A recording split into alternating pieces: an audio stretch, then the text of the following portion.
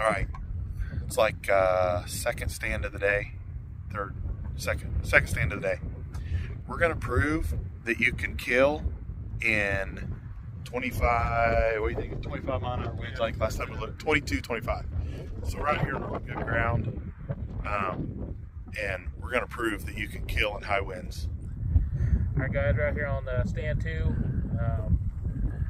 Not the best setup, but see this guy coming in about 200 yards out, following the ridge line out through there.